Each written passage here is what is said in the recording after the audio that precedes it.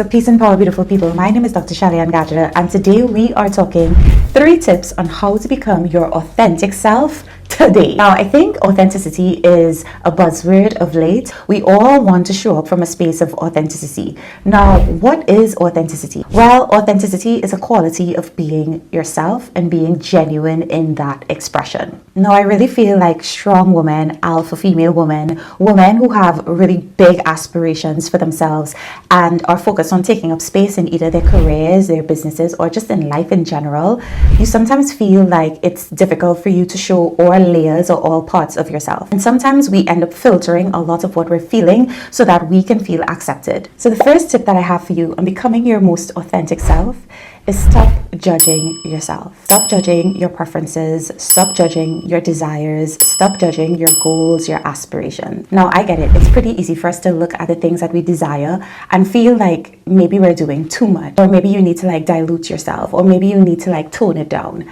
But I really do feel like a lot of those narratives that we tell ourselves are actually not our own narratives, and it's narratives that was projected upon us by someone else. If you think back on the things that you judge yourself on, you'd realize that it's actually you repeating something someone has said to you, or repeating a narrative that you grew up in. I remembered when I was really stepping into my fullest self and my most authentic self, I used to judge my delivery pretty harshly. I felt like I was too opinionated. I felt like I was too harsh sometimes with my delivery and with the things that I wanted to say. I felt like I was way too passionate.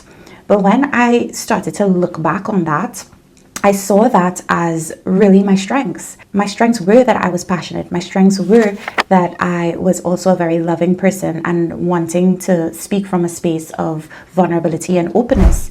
And those were the things that I really leaned on to start to help me walk into authenticity. And I had to stop judging myself on those things, because if I kept judging myself on those things, I would never have truly stepped into authenticity, because I wouldn't have had the tools or the skills to do so. So as you start to step into your authenticity, I want you to stop judging yourself on the things that you see as actual flaws or imperfections. There is something that I say in my song, the Go Bravely song. And if you haven't checked out my song, do check it out. It's an amazing track that helps women to step bravely into their lives. But one of the things that I say in that video is all of the things that you hate about yourself are your strengths. And there came a point where I used to hate how opinionated I was. But you know what?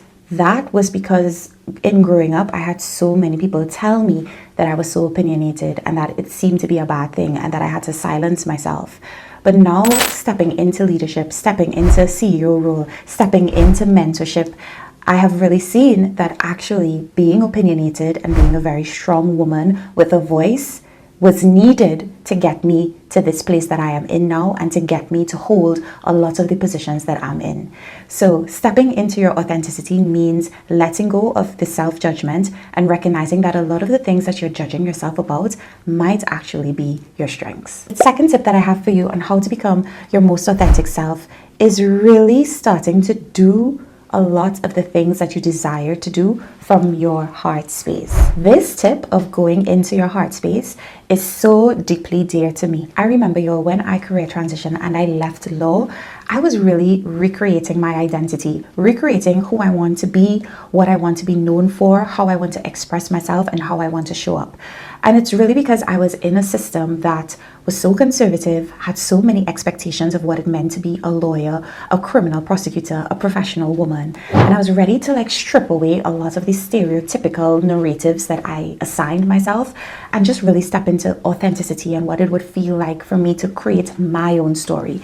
And I remembered when I went into my heart space, I would move really from what I was feeling and what I felt helped me to express myself in so much more of a genuine way and not hold back, because I deeply realized that when it came to authenticity, it wasn't about anybody else's story. It was really about my story and connecting with my emotions and connecting with my truth and even the mess of it, even the darkness of it, even the confusion of it. That was the honesty of it. That was the transparency of it. That was the authenticity of it. If we think about the mind is extremely gullible, and the mind is socially constructed. All of what we see, all of what we experience, all of our interactions are influencing the way that we think, the way that we make decisions, and the way that we see the world. And a lot of times the mind suffers from not being satisfied, always desiring to have more, always very judgmental. And that keeps us from showing up as our most authentic selves, because we feel we have to show up in a particular way to be accepted, to not be judged. The practice that I do with my clients and my mentees and coaches is I get them to go deeply into their heart space. Take a moment to go into your heart space and to really feel what your heart is telling you to do. Moving from that pure, honest, transparent space helps you to really feel connected with yourself, with your inner voice, with your strength, with your inner power, and with your purpose. And it allows you as well to recognize that the heart is so much more calm and so much more steady in thought than the thoughts of the mind. And if you feel like you're stuck when it comes to really moving from a space of authenticity, I highly recommend taking a step away from your mind and going into your heart space and really moving from a space of emotion and not from a space of thought. And the final tip I have for you on how to become your most authentic self today is to speak honestly. Now, it's very easy for us in this world to filter a lot of our opinions. We filter what we say, we filter how we show up, we filter our perspectives, again, because we want to be liked, we want to be accepted, we want to feel a sense of belonging. And I get it. It's like you don't want to ruffle too many feathers, you don't want to be an outlier. But I think speaking honestly can start with very small things. One of the things that I did that greatly helped me is when somebody asks me, "How are you?" Instead of me brushing it off and saying, "Yeah, I'm okay, I'm fine, all is well." It's so easy for us as women to do that. I actually took time to go into my heart space and to respond from a space of transparency, vulnerability, and honesty. So I would literally tell people how I felt, whether it was a stranger that asked me how I was going, whether it was a loved one or somebody close to me, always committed to speaking my truth. And another thing I remember doing to help me with speaking my truth is committing to wanting to speak my truth. Asking myself when I'm answering questions, am I telling the truth here? Am I telling my truth here? Am I really speaking from a space of honesty? I had to radically hold myself accountable, because we don't realize how many white lies we tell y'all. How are you going? I'm okay, when you know that you're hurt. What's wrong? Oh, nothing, when you know that you didn't like what that person did. What do you want? I don't know, when you know what you want, but you're afraid to say it. There are so many things that come up in our lives that we just filter. And it's because, again, we want to be liked and we don't want to feel like we're being an inconvenience. But showing up as your authentic self really, really, really requires you to decide that everything that you say and everything that you share comes from a space of truth, and telling yourself that I speak from a space of truth, I speak from a space of honesty, I speak from a space of transparency.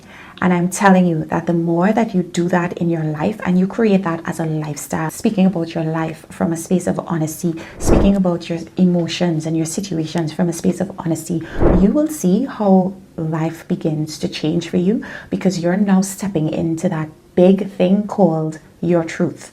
And it takes people years to step into their truth. You can shorten that duration by starting now with the little steps, the little truths, the little things that matter.